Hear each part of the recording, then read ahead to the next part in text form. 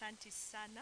So we'll have our next guest, who is Madam, right? We are following our program. So, Senator, karibu sana. We are so happy to have you, Madam Senator Shakila Abdallah. Karibu sana. Wacha tumpigie makofi.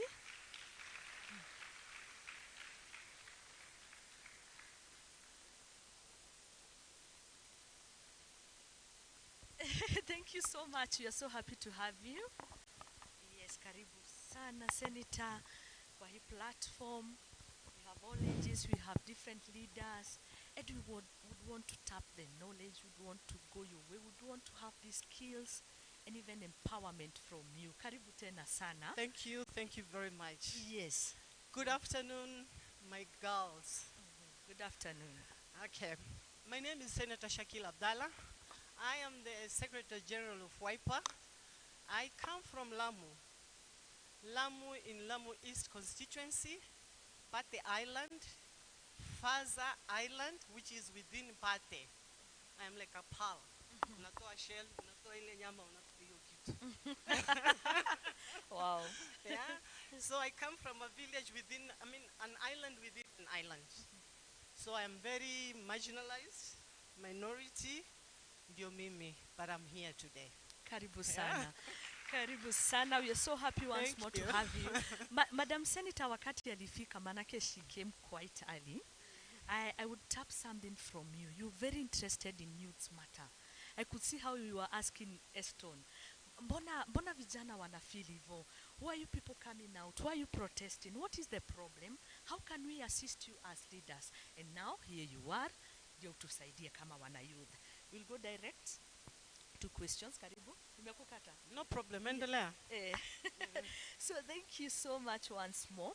And let's first touch on the ongoing protests. Zenye zimekuwa zikihappen so that we can shift back to the leadership. Yeah? What do you think? What do you think as a senator that these people are coming out every Tuesday and Thursday? Wanataka kuwaonyesha nini? You know, kuna kitu ilitushtua. Going to the parliament, banning the parliament, that was not a small thing. What could be this problem? What are these youths trying to tell us? Thank you for that question. Actually, I can say the youth are trying to pass a message, and a very important message, which is a message where if it can be followed, it can change this country.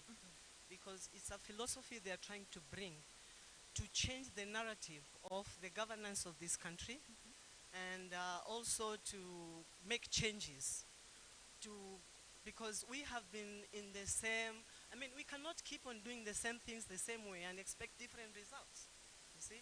So we have actually been doing things the same way, and these Gen Zs, they are the people who have gone to school better than us. They have learned, they are aware, they are enlightened, and they know their rights. So they are saying like, no, this cannot continue like this. Things have to change. And it was a very good thing that people came out. These young people came out and showed us the way as leaders, as the people in the government, to tell us, hey guys, this is not right. This has to stop, you know. So I think it was a message, and a very powerful message. And for them to storm parliament was actually something which they did to instill that message to the heads of the leaders, because without that, they would not have understood or hear the message from the GNZs, because these are our children, we take them for granted. As a parent, you take your kids for granted. Oh, yes. That huyu ni mtoto wangu atanipeleka wapi, atafanya nini? He has or she has to do what I say, what I want. But things have changed, yeah, and we have to accept things and time has changed. Thank you so much. I can see your speech is ready. Yeah, right? it is. Actually, Yeah, it is. I prepared a speech because there are things I didn't want to forget. I'm a grandmother of 5. Wow. I have 2 children. Hey! Wow. So,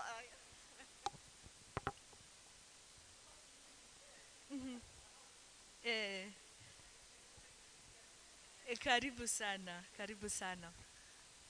yeah, I think I'm good here. So now I can start my speech. Ladies and gentlemen, distinguished guests, esteemed members of the Mount Kenya College and University Students Association, and my fellow women leaders, good afternoon. Good afternoon. I'm deeply honored to stand before you today at M-Cusa-Women Summit 2024 as your chief guest. This gathering aimed at empowering women across various sectors is a beacon of hope and testament to our collective commitments to foster leadership, providing education, opportunities, and building strong network for women. The theme of this year's summit is Women in Leadership. It is not just timely, but also essential as we navigate the complex socio-political landscape in our time. Today, I wish to underscore the importance of women in leadership, particularly within the political sector, and share my insight and experience in the journey. To understand the current landscape, we must first reflect in the journey that has brought us here. The history of women in politics in Kenya is one of the resilient, courage, and relentless pursuit of equality. From the early days of the fight for independence, women have been in the forefront advocating for their rights and the rights of the nation. Despite these historical strides, the representation of women in political leadership remains insufficient. Women constitute only 23% of the members of the National Assembly and 31% of Senate in Kenya. This disparity is not just a numbers games, but a reflection of the systemic barriers that women continue to face. That's why as women, we need to stop being mean. We need to go out. We have enough enemies out there. So we need to hold each other's hand and move together and lift each other up. Wow. Yeah? As we do not need why do we need women's leadership in politics? Women leadership brings diversity perspectives on the table. This diversity in thought and experience leads to more comprehensive and inclusive governance. For instance, women leaders are more likely to advocate for policies that address social issues such as healthcare, education, family welfare.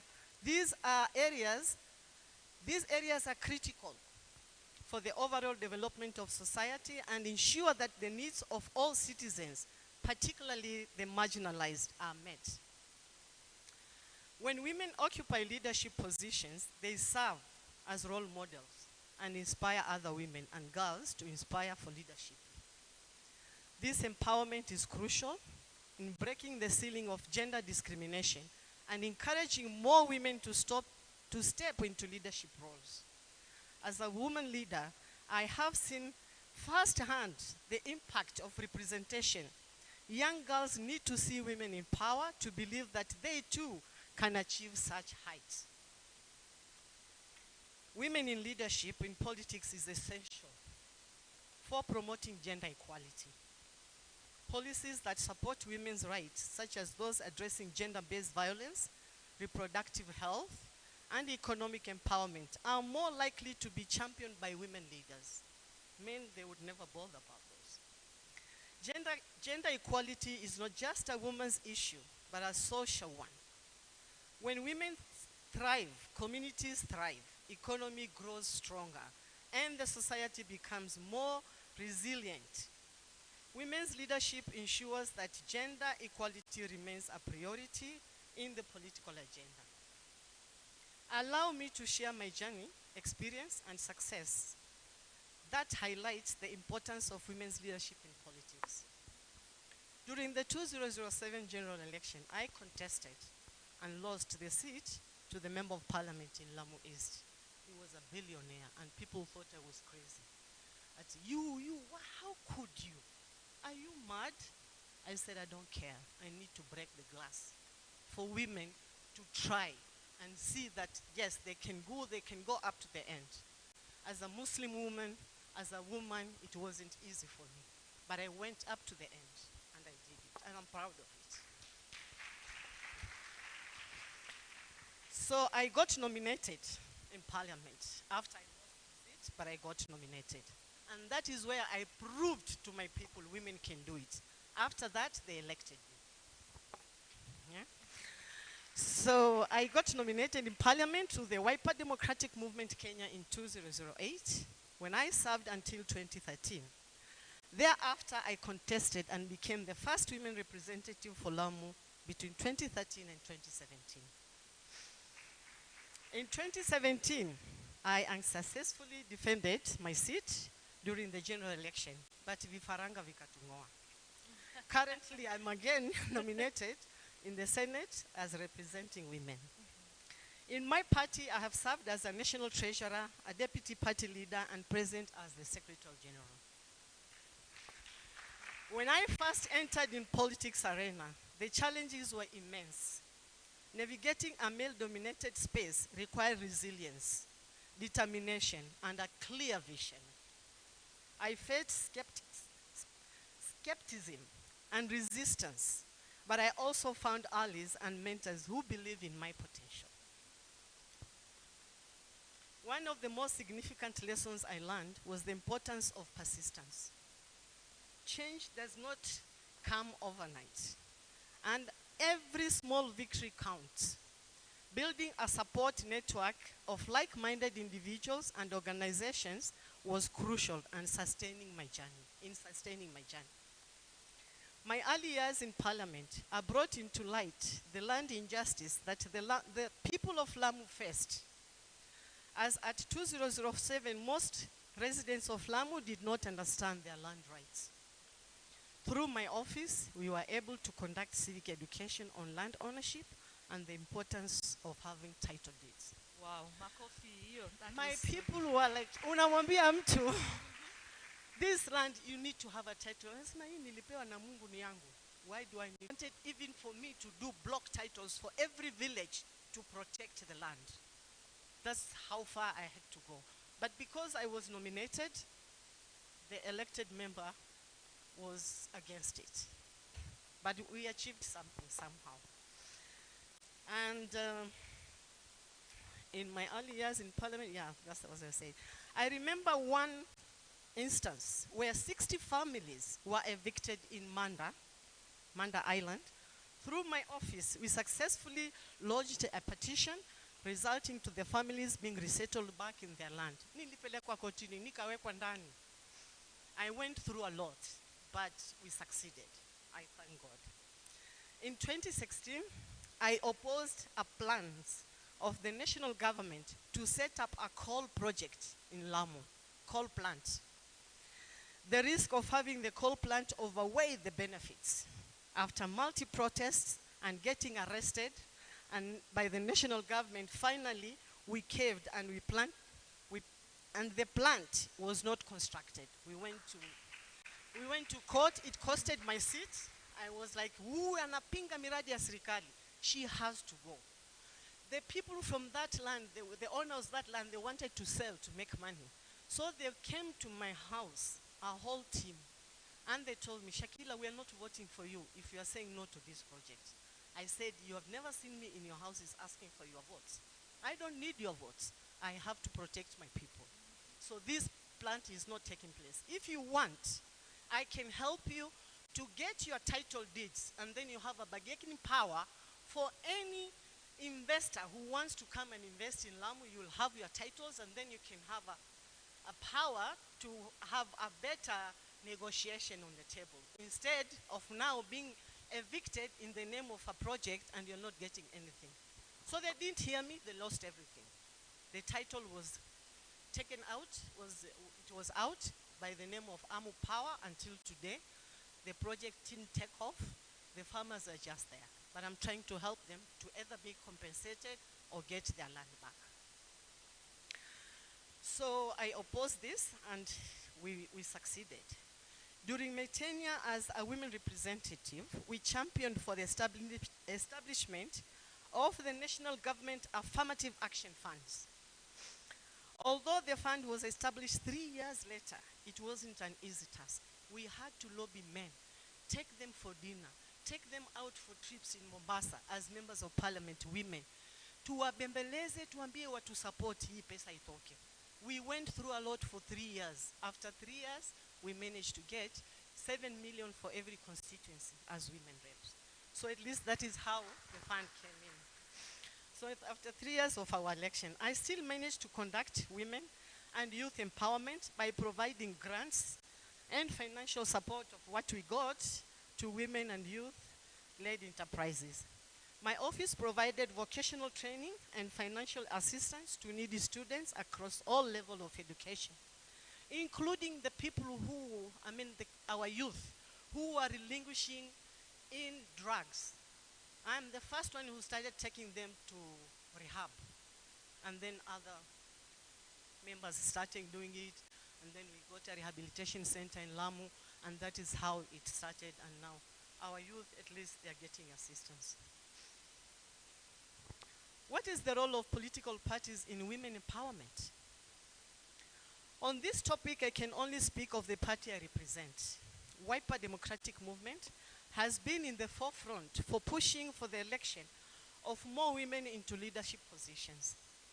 During the 2022 general election, our party gave direct tickets to women in some pieces contested elected seats. In addition to that, the party lowered the nomination fees for women aspirants. In some instances, the party waived all fees for women candidates to meet the constitutional requirements for two-thirds gender rule. So at least for our party, we know. And for a party like Wiper, to have a woman, it's only Wiper which has the SG women in the whole country out of 90 political parties we have. So Wiper is a really gender-friendly party. Membership has been a cornerstone of my political journey. Mentorship. I have been both a mentee and a mentor, and these relationships have been mutually enriching. Mentoring young women and aspiring leaders has allowed me to share my experience and provide guidance and support. Like in Lamu, any woman would never dare, because Lamu County is 100%, or it used to be 100% Muslims, but now is cosmopolitan. But for a Muslim lady to go in a political position, it was a taboo. A taboo, but I really broke that taboo, because now I'm so proud. So many women are coming out in Lamu, coming out to vie for seats, for women's seats, for MCAs, for member of parliament. A good example we have now, a member of parliament for Lamu East. For the first time, we have never had a woman elected in the constituency, but at least this time we have one. So when I contested for the Lamu East parliamentary position, it was against the societal norm, where it was perceived that elective seats are preserved for male counterparts. I believe that my candidature during the 2007 general election was key in unlocking the participation of women in elective seats. Currently, the members of parliament for Lamu East is a lady who contested against male candidates. Her win is a reminder to the young girls and women in Lamu that they too can contest and win elective seats both in the national and county level. In conclusion, the importance of women leadership in political cannot be overstated.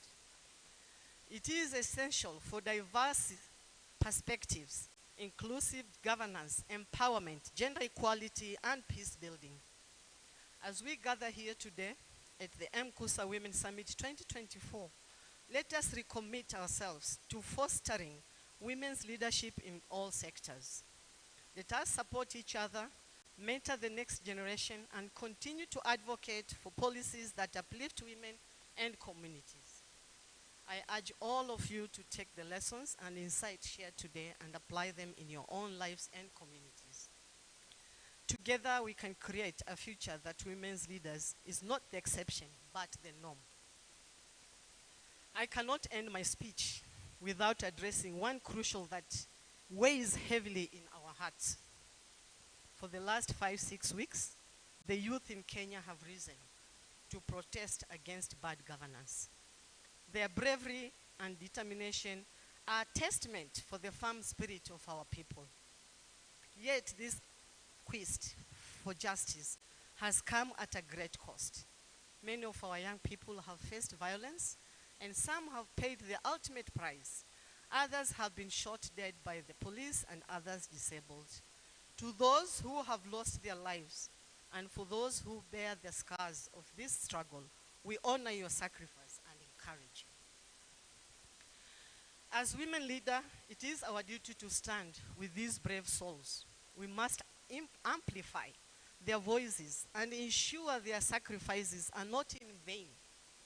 Let us use our platforms to demand accountability, justice, and the change they so desperately seek. We must advocate for policies that protect our youth and promote good governance, transparency, and the rule of law. Wiper Democratic Movement sends its condolences to all who have lost their lives and in the fight for accountability and good governance. As party, we also wish a quick recovery to all who have been injured during their peaceful protests. We call for the unconditional release of all the protests. Let us channel our grief and anger into action.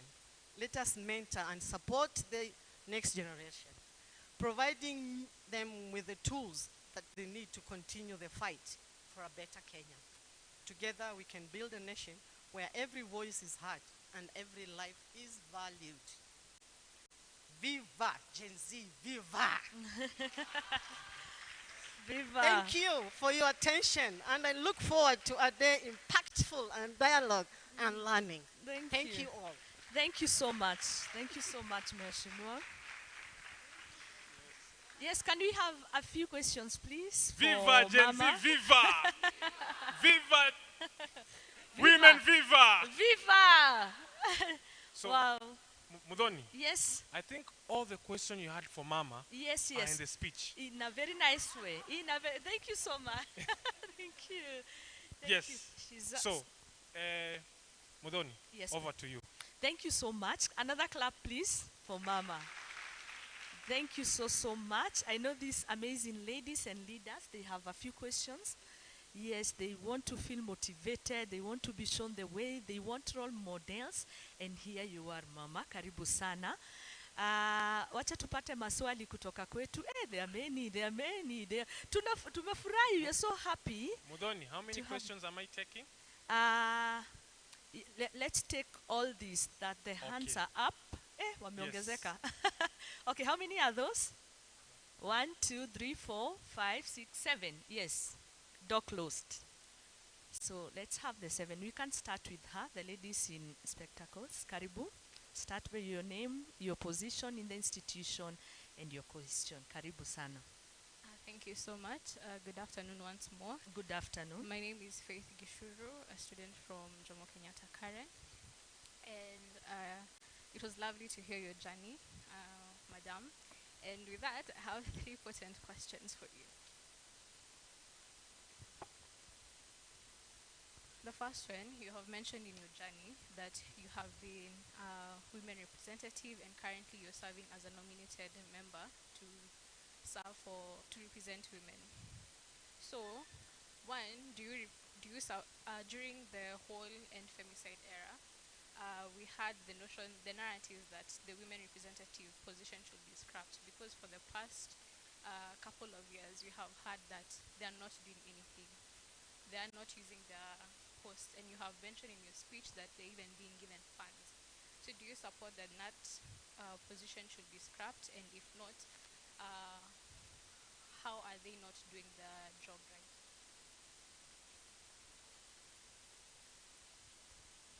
Secondly, now in the position that you're in, we have seen a lot of women leaders being silent during this Gen Z protests and even during the femicide protests and even them doing performative politics.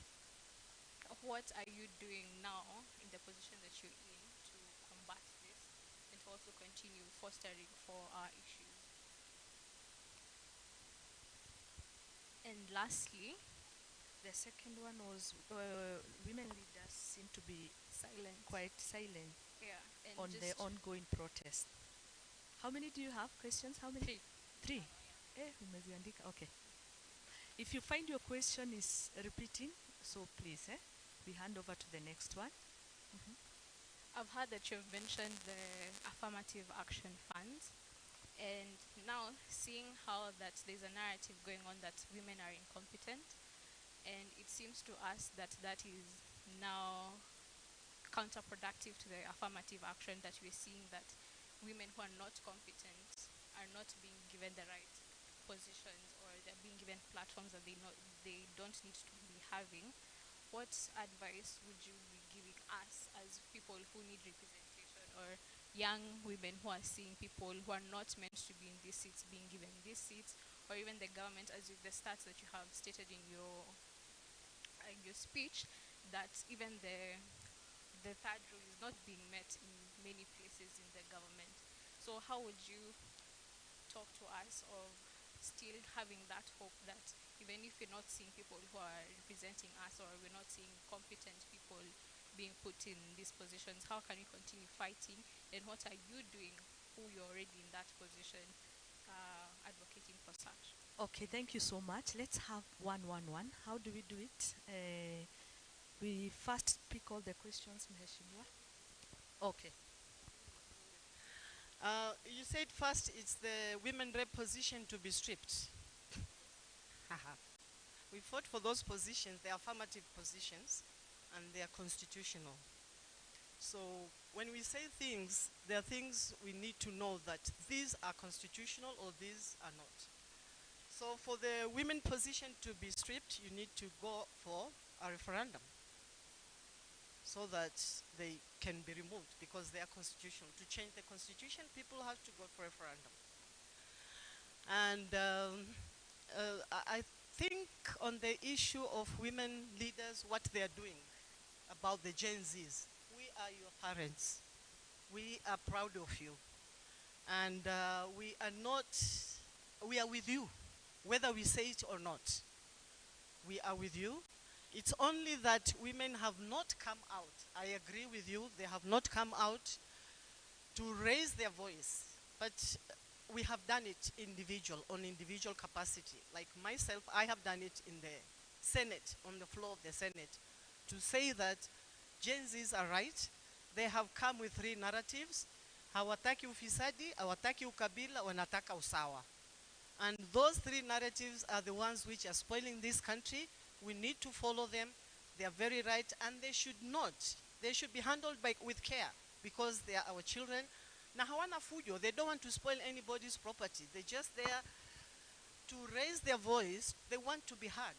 So whether women talk or don't talk, they are with you. I want to assure you that. Whether women leaders, they raise their voice or they don't raise their voice, they are with you. On the other question was what? Incompetence of women, you say the women.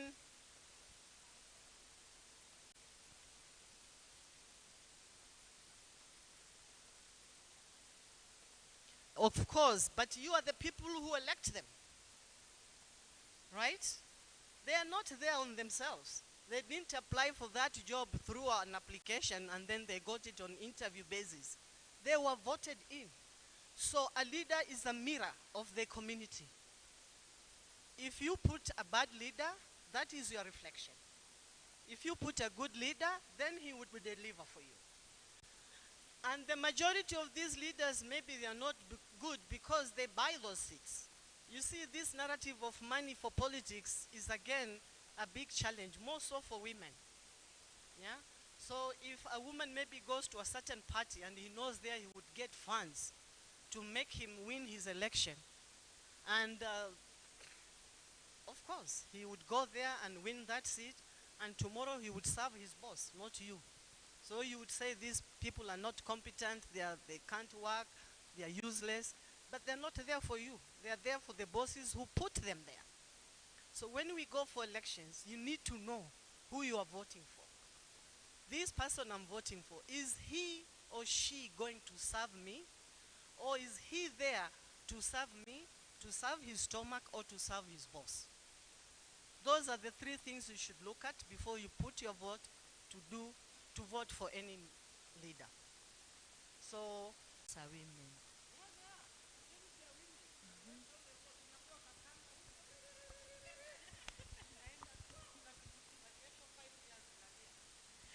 Thank you so much. Can we have the next one, please? Yes, from both Grace and Dorcas. Where's the mic? Oh, we have an okay, sorry. Sorry, yes. Thank you so much for the opportunity. It is so nice hearing from you, Senator. And before I ask my question, I have a request that kindly after my question, please shake my hand. Wow. Growing up, I thought my mom was the only powerful lady because she single-handedly raised us by her. You. And I'm so inspired by how much you have achieved. So, kindly shake my hand. Wow. Yeah, my question is how do I start an organization to help the young mothers? I personally, I see the organizations in the country are aimed at distributing pads and they are not aimed at bringing back the young mothers to school. You find out that a student got pregnant in her first year and she had to drop out because of the baby. And you find that this student was doing medicine and surgery, a girl with potential. How do I help her to come back to school? That is my question. Thank you. Okay, let's pick another one so that we can give Mheshimiwa a chance to answer the two of them at a go. Karibu sana. Or three, yeah. Thank you. Grace, karibu. Thank you so much, Honorable Senator Shakil Abdallah. It is really inspiring to have you here, and your journey is very incredible.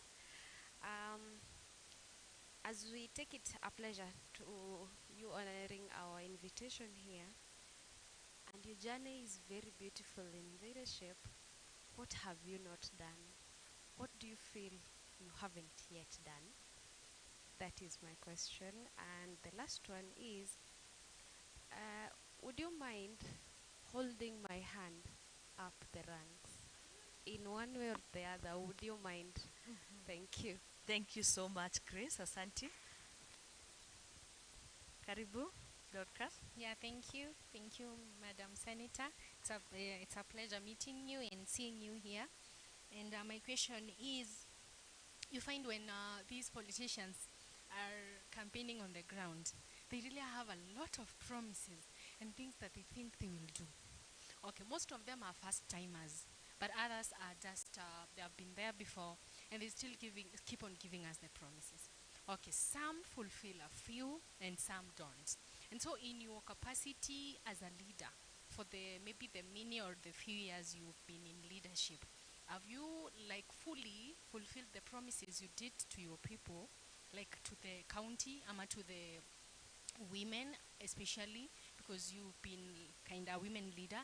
Have you like fulfilled all the promises? And if you haven't, what really made you not? And because you are in the position of leadership, maybe you would help us understand what really happens when these people get into the positions of power.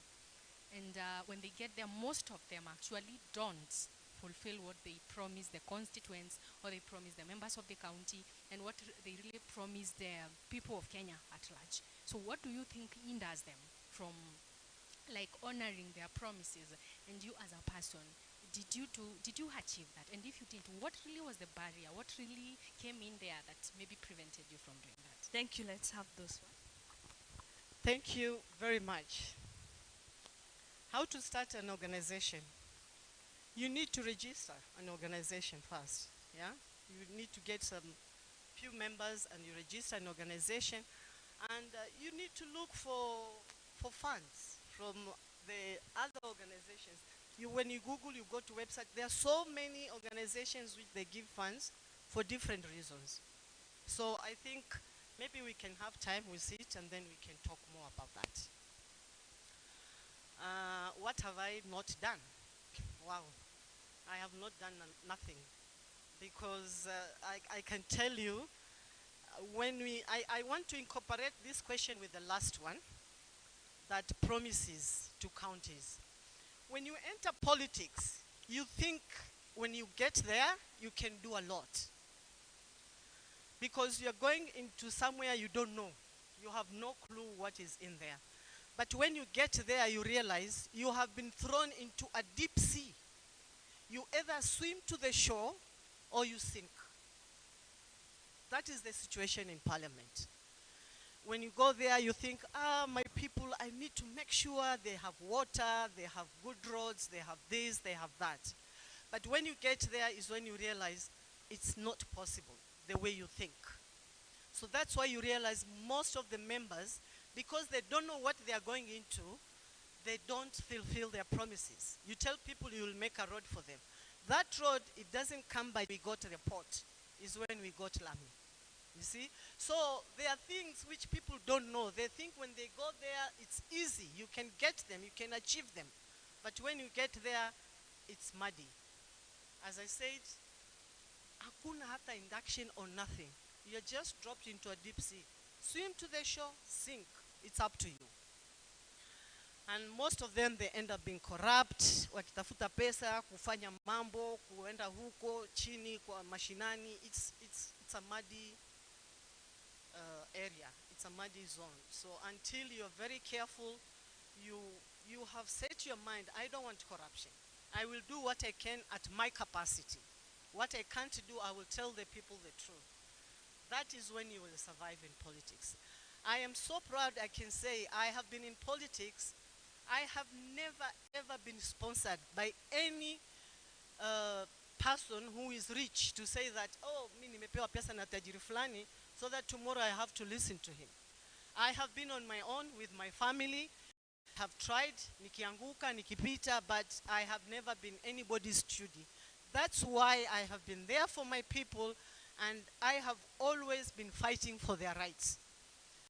Because if I was somebody who was put there by somebody, those things would never bother me. Whether my people have titles, they have water, they have roads, they wouldn't bother me. Because I'm there for other reasons, not for them. But in my situation is different. I just wanted to serve my people and see if I can make a change. But let me tell you, it's not easy. It's not very easy. Promises to counties, as I said, I actually have promised people and I have never been able to achieve. I wanted to say that I promised my people fresh water. But when I went there, I realized I couldn't do it. I couldn't do it in the sense that that ministry is manned by other people. Me, when I'm there as nominated, my first time I was nominated member of parliament, I went to a village where they didn't have even a nurse. I tried my best to get nurses for that village. By the time those nurses were approved, they wanted the consent of the elected member of parliament who said no. Because why? I would get the credit. He didn't want that. So I looked a liar in the eyes of the people. I promised to send them, to get them a nurse. I couldn't do it because of my fellow leader who said no. It is him to decide where they need a nurse. It is him to decide where they need a road. It is him to decide where they need a title. Because he's the one elected. I am nominated. You see? So there are things which are not easy. So in that manner, I can say I could not fulfill all the promises I gave to my people. And I did not have the opportunity to do all what I wanted to do to my people. Because I want to see my people having clean water. I want to see them having good education, having good roads. But it's not possible. It's a struggle.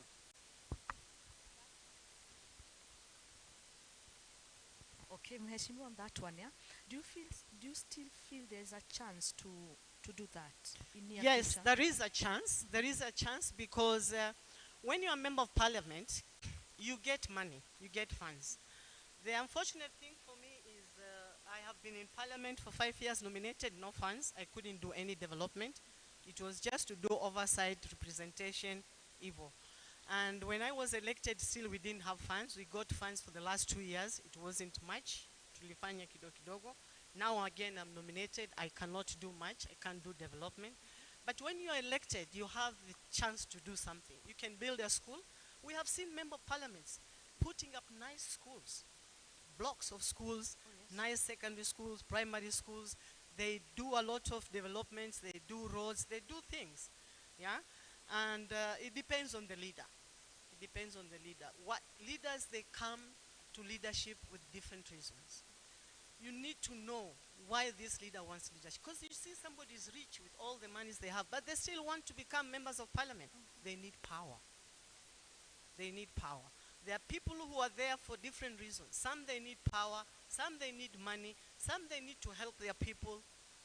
You see? So when you choose a leader, you have to know what is the intention of that person to go into leadership. Do they need power? Do they need money for themselves and their people? Do they need to help us?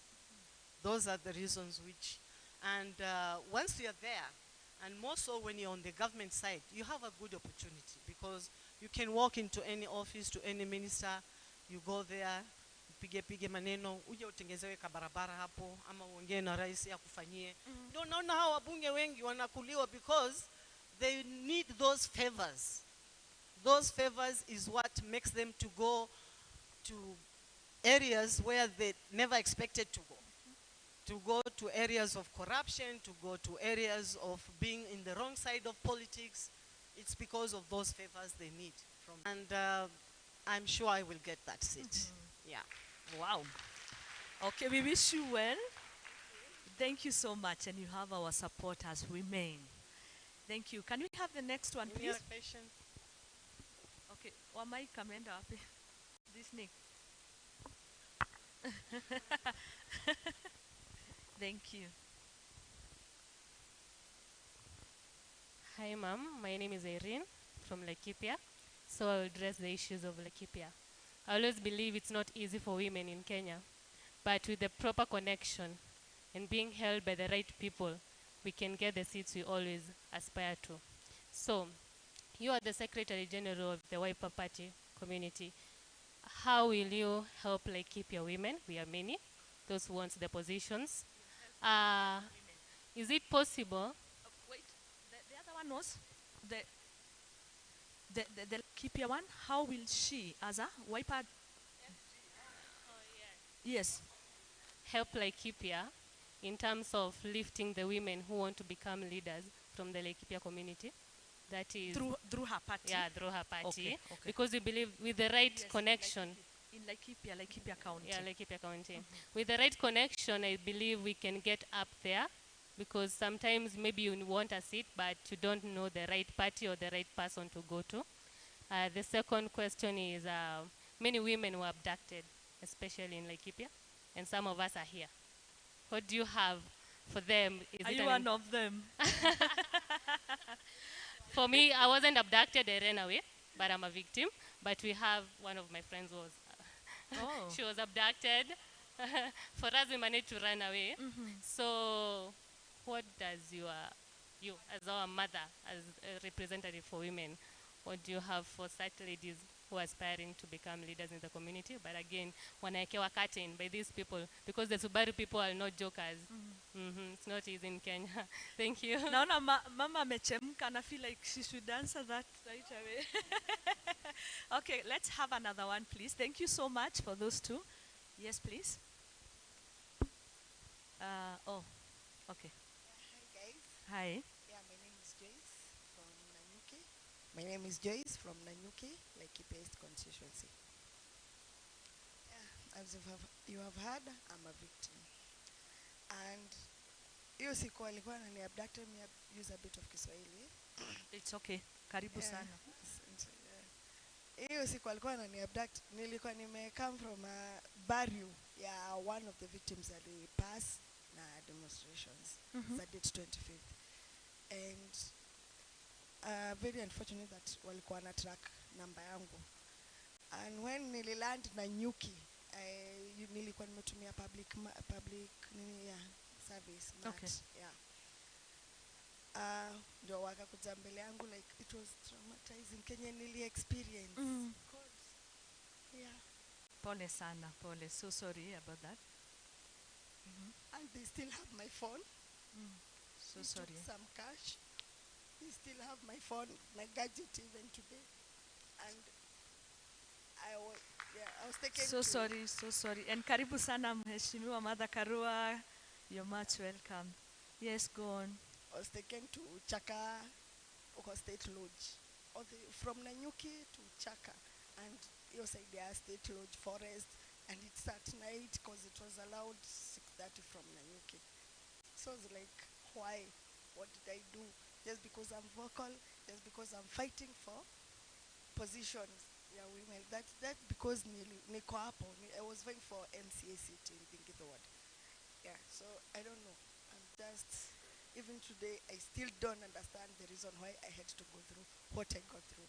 The case is not yet over, but I was released with cash bail of 20,000. And they still have my phone. Each time we go back to court, wanasema, the IO, because the Subaru guys at hatuwaoni kotini. After the poster is spread, yeah, release Joyce. Yeah, that hiyo ndio save actually. Because from Chaka, I was booked at Chaka police station at 2 a.m. That was on 6th July. I was booked at Chaka police station, and on Sunday, like Laikipia leaders, including our Iron Lady, Honorable Ketu Arogoro. Mheshimiwa is But it's on a different perspective. So, to Senator